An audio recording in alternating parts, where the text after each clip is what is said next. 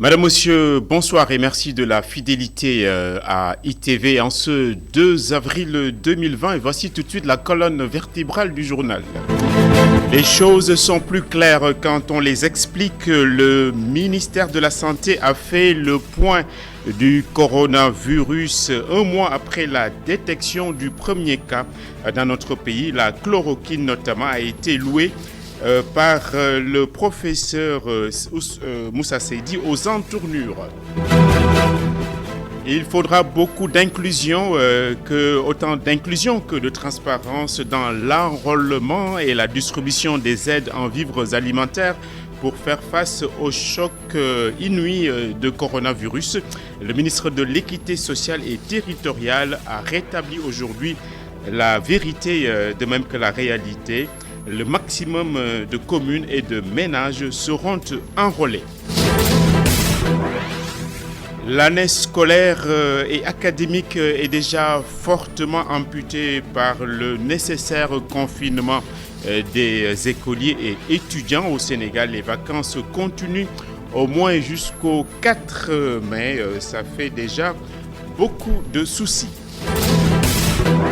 Les taxis, quant à eux, ont exprimé un profond désarroi face aux effets du coronavirus. Aujourd'hui, ils ont crié sur tous les toits qu'ils sont fatigués et pétrifiés par les événements et ils roulent dans tous les sens et les clients sont rarissimes. Enfin, les histoires judiciaires de l'ancien Premier ministre Abdoul Mbaye ne sont toujours pas confinées.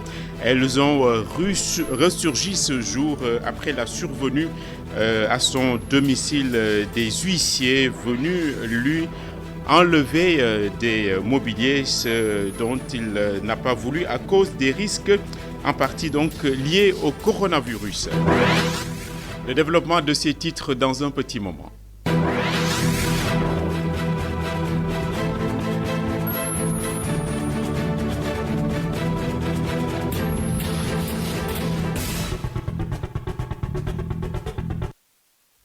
Ce sont donc les chiffres du jour. 146 000 tonnes de vivres vont être ventilées dans les communes du Sénégal. Les denrées sont destinées à au moins 1 million de ménages et de façon surprenante, il semble qu'il y ait des localités qui en seront privées, mais la réalité a été rétablie par le ministre qui en a la charge. On va l'écouter tout à l'heure. Et pour beaucoup de gens, ça serait inconcevable et que c'est le devoir de l'État donc d'être transparent et d'enrôler le maximum de personnes, ainsi que nous l'explique Mme Abdougueye Kassé dans ce reportage. L'État doit généraliser la distribution des vivres. C'est la position de ce monsieur qui est venu en rendez-vous en ville. Selon lui, des nécessiteux, on en trouve dans toutes les contrées du pays. On ne peut pas aujourd'hui partager cet argent-là inégalement en excluant le Dakar, Thiès et Rufisque, je pense, parce que c'est tous des quartiers quand même populaires. Et je pense que tout le peuple sénégalais aujourd'hui a besoin de soutien. Je pense qu'il y aura des problèmes sur les distributions. L'égalité dans la distribution des 146 000 tonnes à 1 million de ménages répartis dans 553 communes du Sénégal n'est pas la bonne solution à ses yeux. L'État devrait plutôt le faire en fonction du nombre de membres de chaque famille. Ce qu'il devait faire, il devait au moins se voir dans chaque famille combien de personnes vivent dans cette maison-là et ensuite faire les calculs. Parce que pour moi, 50 kg de riz, deux sacs, pour moi, ça ne suffit pas. Donc déjà, au jour le jour, on peut manger 3 kilos, je veux dire. Donc moi, je pense que c'est pas suffisant en fait. En plus, le savon, on demande à tous les gens de se laver les mains tous les jours. Et les gens, ils vont se laver les mains. Bien sûr, ils vont aussi se laver. Sachant que cette pandémie-là, on ne sait pas jusqu'à combien de temps ça va durer. Ce monsieur nourrit lui aussi les mêmes craintes. Il pense que le gouvernement ferait mieux de subventionner le prix du riz et de l'huile pour le temps que va durer l'état d'urgence. 2 sacs de riz aussi, pour certaines familles, c'est un mois et demi. Et après, moi, à mon avis, on aurait pu, par exemple, subventionner le prix du riz. L'État subventionne et on divise le prix du riz par 2. Et tout le monde en bénéficie. Parce qu'on ne sait pas exactement à quelle date cette pandémie va prendre fin.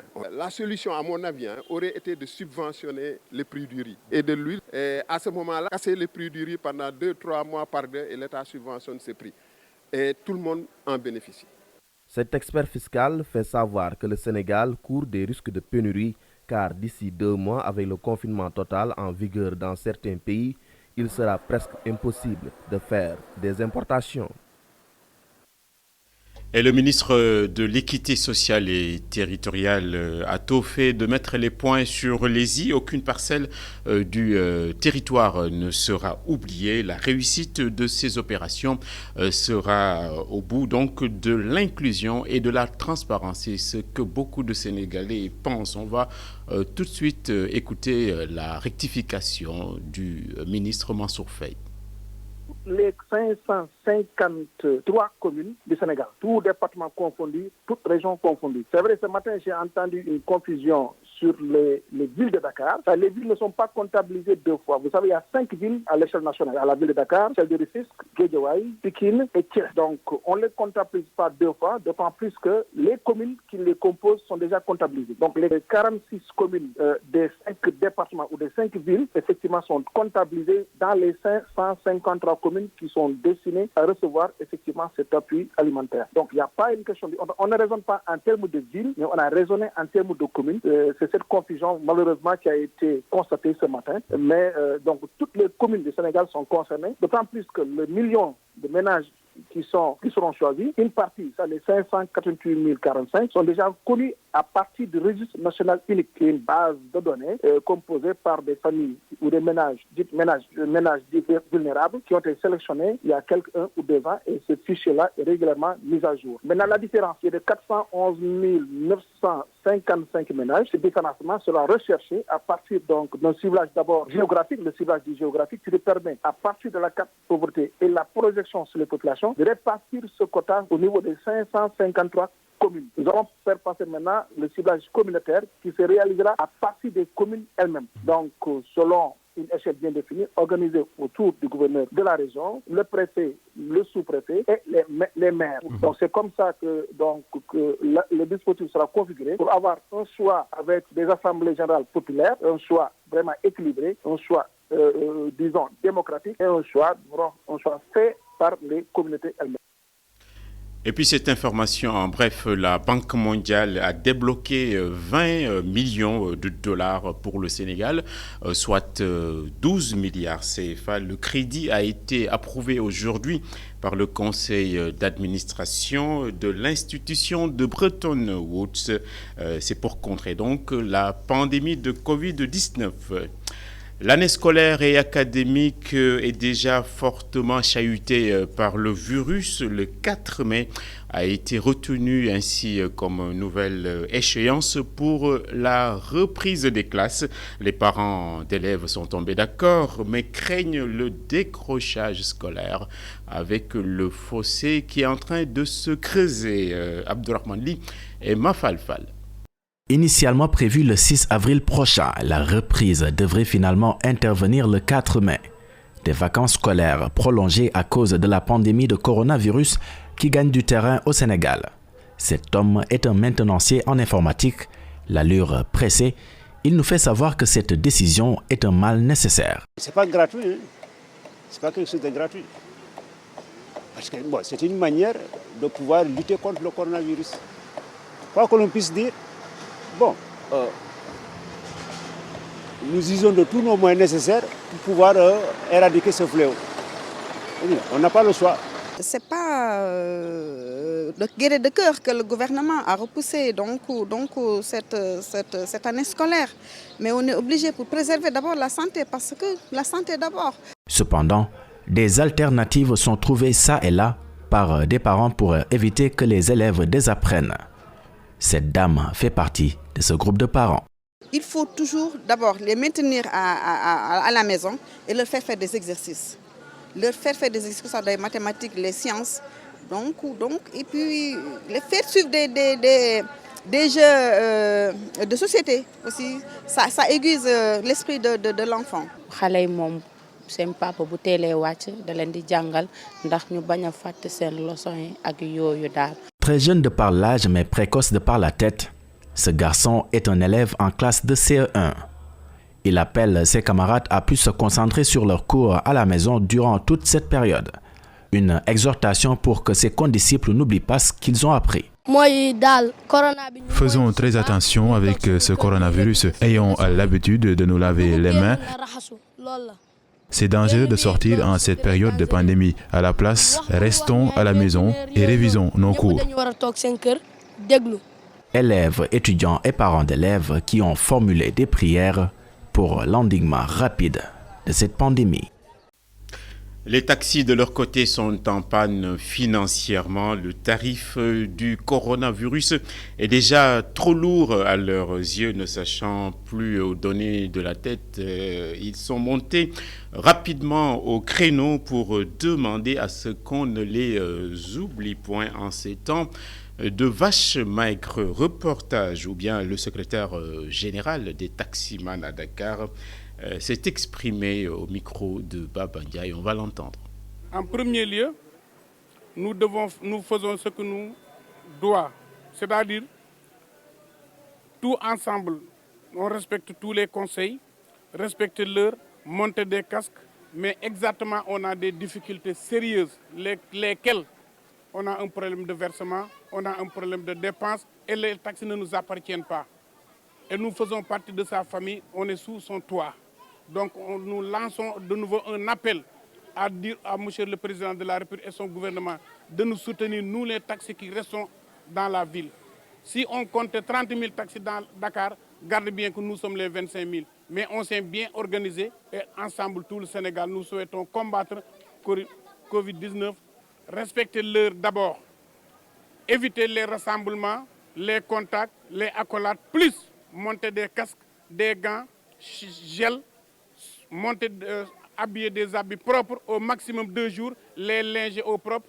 Tout à l'heure, je l'ai dit, les habits neufs ne sont pas obligés, mais au moins les habits propres sont obligés, une voiture propre, et se maintenir poliment, correctement à travers tout le peuple.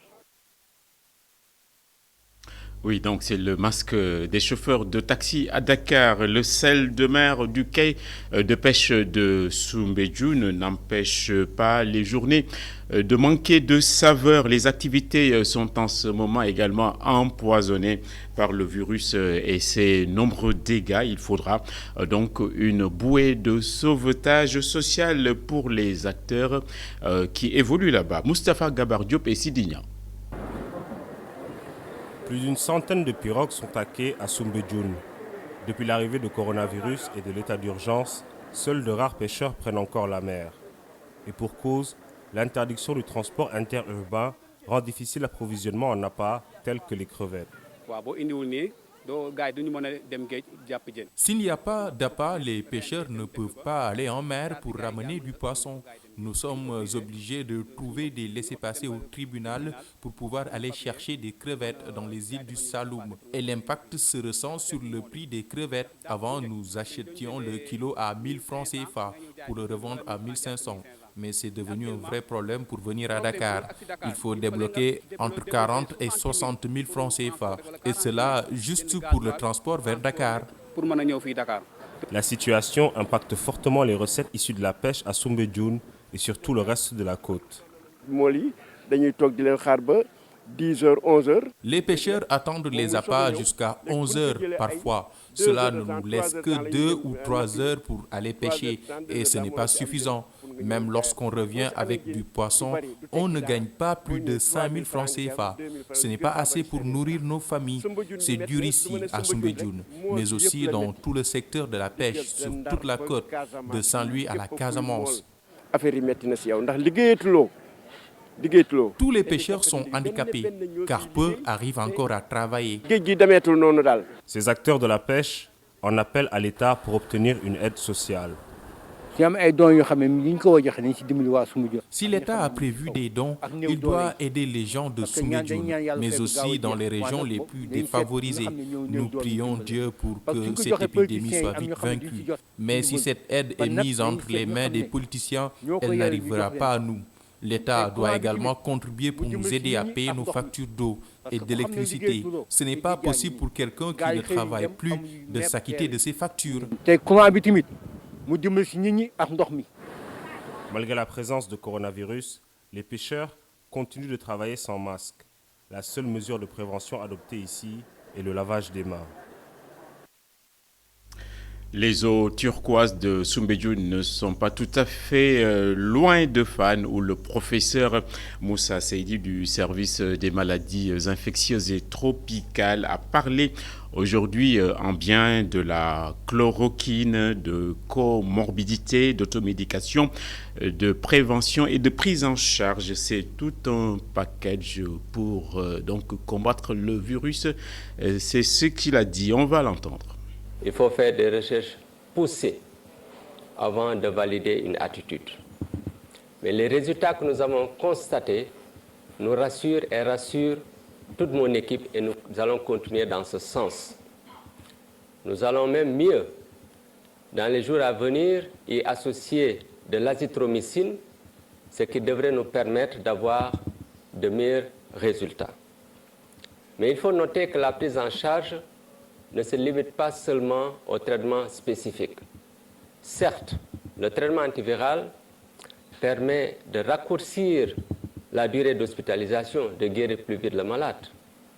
Mais ce traitement ne serait pas suffisant si on n'y associait pas les autres aspects thérapeutiques, tels que le traitement symptomatique. Même le traitement de réanimation, tel que l'utilisation du respirateur, fait partie du traitement symptomatique. Donc le traitement symptomatique est essentiel.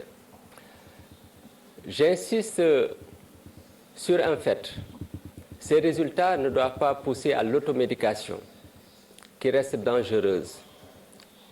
Et c'est pour éviter d'avoir des effets secondaires inconnus et gravissimes peut-être que nous avons commencé dans un premier temps à traiter nos patients uniquement avec de l'hydroxychloroquine, bien qu'il soit connu que l'association avec de l'azithromycine soit plus efficace. Mais après avoir traité un certain nombre de patients, nous n'avons pas noté d'effets secondaires. Nous sommes maintenant en droit de passer à la deuxième étape. Il y a donc le boulet du virus et le bilan d'étape du ministère de la Santé publique. Le responsable des opérations d'urgence a fait état aujourd'hui également des chiffres clés en termes de cas contacts, de points de vigilance et de tous les confinements. On suit ainsi le docteur Bousso. Donc, comme annoncé, nous sommes aujourd'hui à 195 cas positifs. Sur ces 195, 55 sont guéris, donc dans nos différents centres de traitement. Et nous avons eu à déplorer un décès. Et nous avons un malade qui a été transféré en France. Si on voit aujourd'hui, ces cas importés associés aux cas secondaires constituent 96% des patients que nous avons. Donc si on arrive aujourd'hui à maîtriser ces entrées de nouveaux patients, il nous restera effectivement les 4% qui paraît bas, mais qui vont être très, très importants à partir de la semaine prochaine. Parce que si on n'arrive pas à maîtriser ces cas, l'épidémie peut aller dans un sens qui peut être très, très difficile pour nous. En termes de lits, aujourd'hui, le ministère de la Santé a pu mobiliser au moins 500 lits sont disponibles pour pouvoir prendre en charge les malades. Donc, nous avons encore une marge de lits pour les patients. En lit de réanimation, le service de réanimation de l'hôpital de Fann est déjà fonctionnel au niveau du centre de chirurgie cardiaque. Nos collègues vont y revenir avec déjà 10 lits de réa en place. Et au niveau de chaque site de traitement, des unités de réanimation sont également en train d'être disposées. Les personnes entre 25 et 60 ans représentent 64% de nos patients. Et les personnes de plus de 60 ans représentent 14%. Et on le disait, plus les personnes sont âgées, plus le risque est élevé. On l'a vu un peu sur les cas graves que nous avons. Donc, il est extrêmement important de pouvoir protéger ces groupes vulnérables, entre guillemets, et donc pouvoir respecter, en tout cas nous qui sommes dans la communauté, pouvoir respecter l'ensemble des mesures édictées. C'était donc moins sévère et moins anxiogène ce jeudi avec la comptabilité des cas positifs en plus d'un rayon de soleil important en termes de guérison. Un mois après donc l'importation du premier cas, le ministère de la Santé ou le ministre de la Santé en personne a renouvelé son appel à la parfaite vigilance. La répétition est pédagogique. On va l'entendre. Je vais vous lire le communiqué de la situation du jour. Ce jeudi 2 avril 2020, le ministère de la Santé et de l'Action sociale a reçu les examens virologiques. 5 sont revenus positifs. Il s'agit de 2 cas importés et de 3 cas contacts suivis par nos services. Par ailleurs, j'informe que 10 patients hospitalisés sont guéris aujourd'hui et sortiront dans les heures qui suivent. À ce jour, 195 cas ont été déclarés positifs. Malheureusement, ont évacué. Donc, on a 138 patients à ce jour en traitement. Le ministère de la Santé et de l'Action sociale renouvelle à la population son appel au respect strict des recommandations et de toutes les mesures de prévention individuelle collective. C'est un grand désarroi contemporain que charrie donc le virus et face à cela, les collectivités territoriales doivent être à la pointe pour soulager la population. Le président de l'association des maires du Sénégal, Alioune Sall, a relevé ce matin le travail d'anticipation donc abattu par les édiles et espère qu'ils seront parfaitement associés à la distribution des aides annoncées. Le maire de Guédiawaye était donc ce matin l'invité d'Alassane Samba Diop. Cher Hassan Fall nous fait l'économie des discussions. La lutte contre la Covid-19 est l'affaire de tous et les municipalités ne sont pas en reste. Voilà pourquoi, dès l'apparition de la maladie, les mairies ont pris toutes les dispositions nécessaires pour appuyer la population. Depuis que la pandémie a éclaté, nous avons défini un certain nombre de priorités. La première priorité, évidemment, c'était d'apporter notre appui au système médical. Et puis, dans un second temps, notre priorité a consisté à apporter l'appui en nourriture et produits de subsistance aux talibés et aux Dara. Sur les 1000 milliards de francs CFA qui doivent alimenter le fonds Force Covid-19, 69 milliards sont destinés à la population et les autorités municipales veulent être au cœur de la répartition. Il est évident que le bénéfice de ce fonds sera multiforme. Il y a certainement une partie de ces fonds qui seront destinés aux populations et dans ce cadre-là, il est évident que les maires vont jouer un rôle. Nous-mêmes sommes en train de contribuer à ce fonds-là. L'Association des maires du Sénégal a lancé un appel à tous les maires pour que chaque commune puisse participer au minimum à hauteur de 1 million de francs CFA. Nous sommes 557 communes. Pour être plus efficace dans la riposte, le président de l'AMS, Association des maires du Sénégal, demande une faveur au chef de l'État. Les maires, tous les jours, distribuent des vivres en partant de leur budget. Même si, en vérité, la crise nous a tous surpris, c'est dans ce cadre que nous demandons d'ailleurs à M. le Président de la République de bien vouloir, dans le cadre des ordonnances, permettre à ce que les maires puissent procéder à des virements de crédit, des modifications du budget donc, sans recourir au conseil municipal, compte tenu du fait que le conseil municipal, ce n'est plus approprié de le réunir dans les conditions de l'épidémie. La sagesse et fille de l'expérience avait notamment placé Léonard de Vinci. C'est dans cette veine qu'un expert financier, lui également invité ce matin par notre matinalier, a prévenu que l'État et les citoyens devront tirer toutes les leçons de cette violente crise. Nos politiques devront être revues ainsi de fond en comble. On l'écoute avec Cher Hassan Fall. Ce que nous devons faire aujourd'hui, c'est surtout maintenant de nous appesantir au moins sur par rapport à l'éducation financière. L'éducation financière, c'est vraiment d'élaborer un système de comportement des Sénégalais vis-à-vis de l'argent. Maintenant, l'autre côté aussi, c'est par rapport à l'État, par rapport au patriotisme économique. Parce que de plus en plus, on ne peut plus continuer à... Vous savez que c'est une crise mondiale, donc on ne peut pas compter sur les autres, on doit compter d'abord sur nous-mêmes.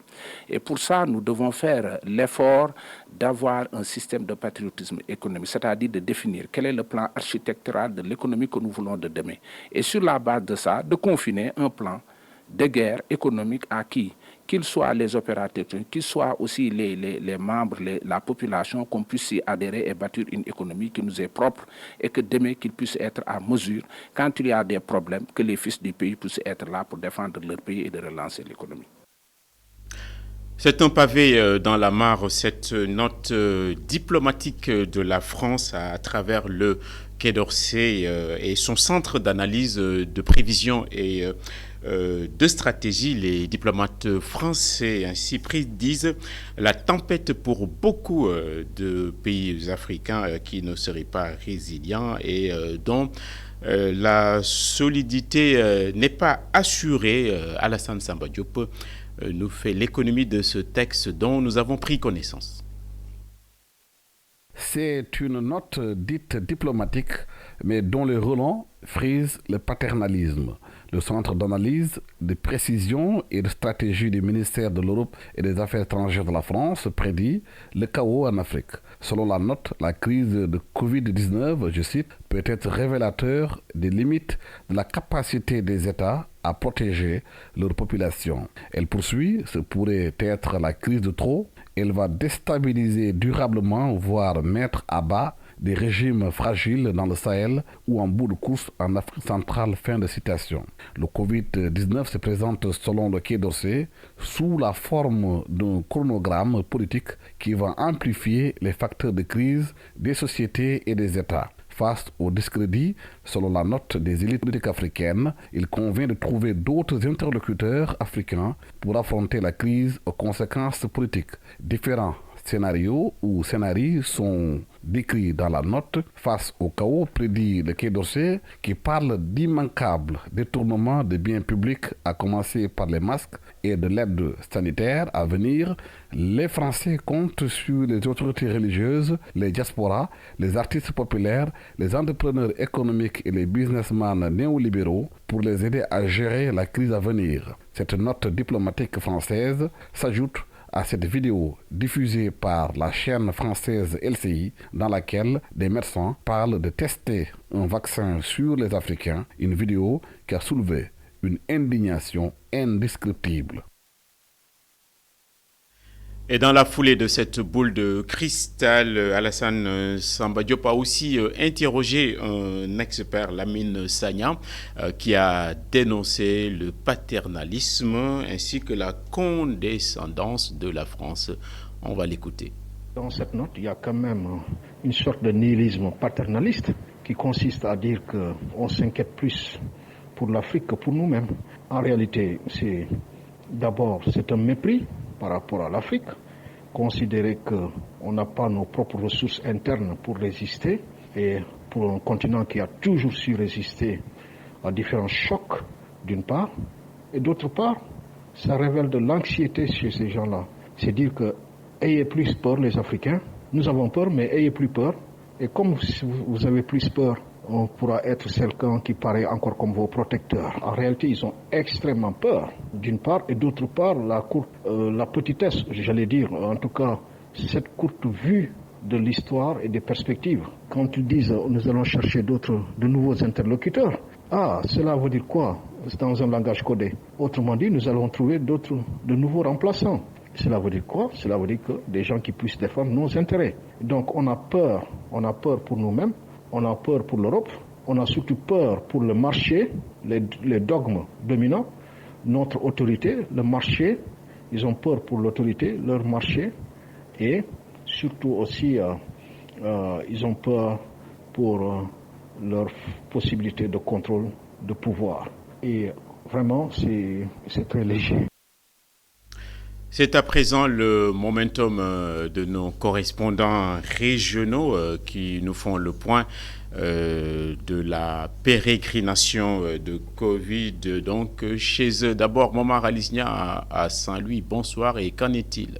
Bonsoir Hassan Gueye, nous démarrons ce point sur la Covid-19 à Saint-Louis par vous dire que la région a reçu une délégation de la cellule nationale d'accompagnement psychosocial des personnes atteintes de la Covid-19 et sous peu, c'est-à-dire dans les prochains jours, le gouverneur de la région de Saint-Louis devra par arrêté donc créer une cellule régionale d'accompagnement psychosocial de ces personnes donc atteintes par le virus Covid-19.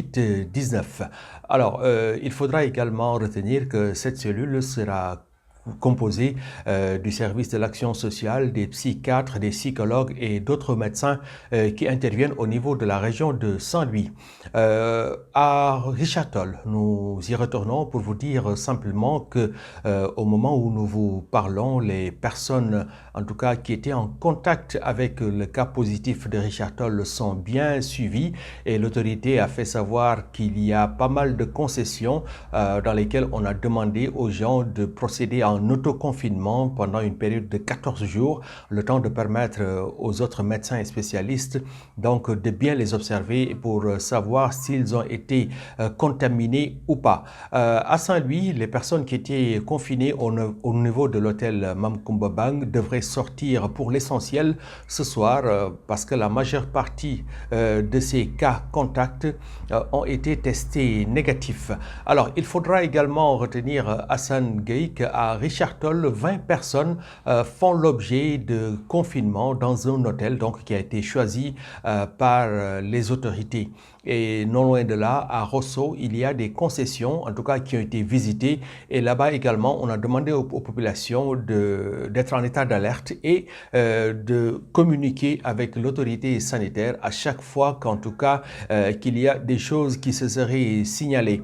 Par rapport au cas de Saint-Louis, parce que nous en avons enregistré hier, c'est un cas qui a été testé positif à la COVID-19.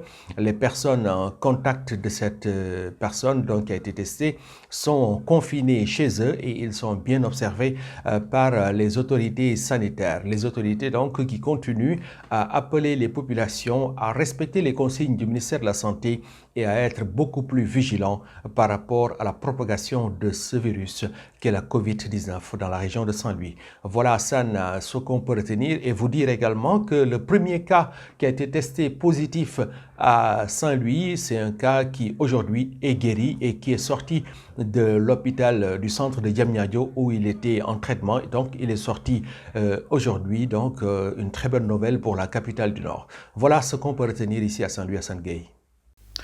Merci Alice. Du nord au centre du Sénégal, il y a aussi qu'on va retrouver dans la capitale du Bawol notre confrère et correspondant Gora Ndaklo qui va nous faire donc la mise à jour pour ce qui concerne Diourbel. Bonsoir Gora. Bonsoir Hassan, bienvenue à Touba. Retenez que dans la capitale du mouridisme, la situation est devenue stable.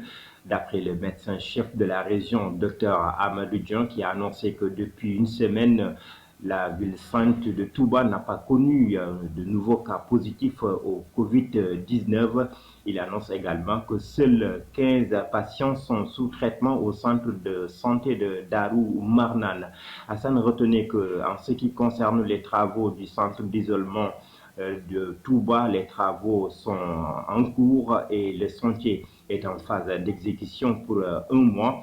Et en ce qui concerne aussi le couvre-feu, la population du Bawol a adhéré à l'idée du chef de l'État et le couvre-feu est bien suivi dans la capitale du mouridisme. Et depuis un bon moment, les habitants de la Cité Sainte adhèrent à cette idée. Et en ce qui concerne les marchés de Touba, le préfet de la région, le préfet départemental de Mbacké a sorti un arrêté pour que ces marchés soient fermés à 15 heures et la population aussi a compris très vite que c'est dû à la lutte contre le Covid-19. Désormais que Touba compte 15 patients, la sensibilisation continue de plus belle pour que 0 patient, comme on dit, puisse avoir dans cette capitale du mouridisme où bon nombre de personnes craignent toujours ce virus mortel qui continue de faire ses ravages dans le monde entier. Merci Goran Dak. Mamadou Lamine Fati également, toujours infatigable et sur le front de la banlieue dakaroise pour sa mise à jour concernant donc sa zone de prédilection. Bonsoir Fati. Bonsoir et bienvenue à Guédiawaye. Pour le point du jour, nous allons démarrer avec les activités du service d'hygiène.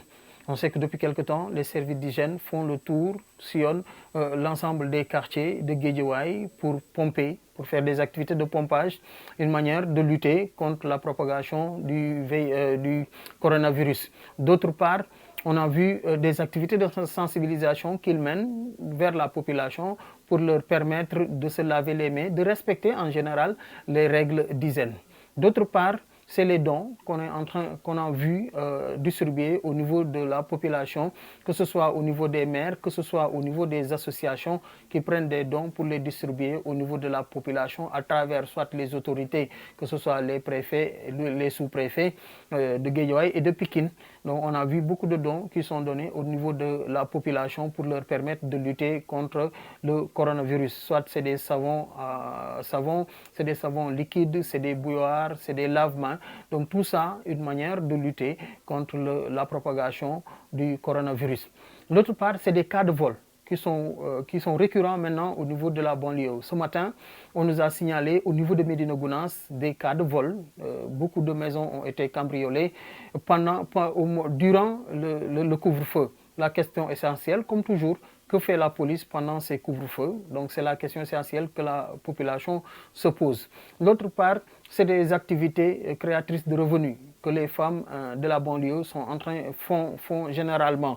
On sait que depuis les activités, l'état d'urgence, il y a beaucoup de femmes qui n'arrivent plus à faire des activités génératrices de revenus. Et ces femmes-là ont contracté des dettes au niveau des services des agences de microfinance. Donc la peur aujourd'hui au niveau de ces femmes-là de voir comment arriver à payer ces dettes-là, étant donné que leurs activités génératrices de revenus ne fonctionnent plus. C'était tout pour le point de ce jour. Nous reviendrons demain pour d'autres activités, d'autres informations. Merci beaucoup.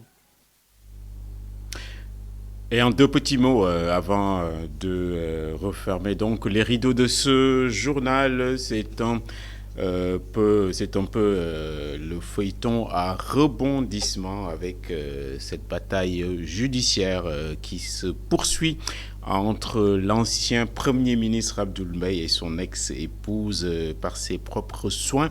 Et via les médias sociaux, Abdoul Mbaye en a fait la publicité et a informé avoir reçu ce jour 7 personnes conduites par un clerc dans l'optique d'enlever et d'emporter du mobilier. Pourtant, l'ex-premier ministre souligne avoir interjeté appel dans cette affaire, mais rien n'y fait selon lui.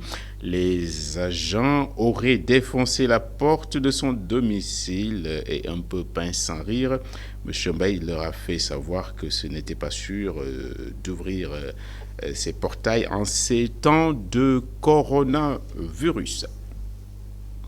Ce journal est donc terminé. Les temps forts et les grands moments de la soirée d'ITV à venir tout à l'heure, c'est avec Khalifa Diakhaté André coronavirus. Ensuite, Bouba avec toutes ses équipes dans couvre-feu. Nous vous disons donc à la revoyure et bonsoir.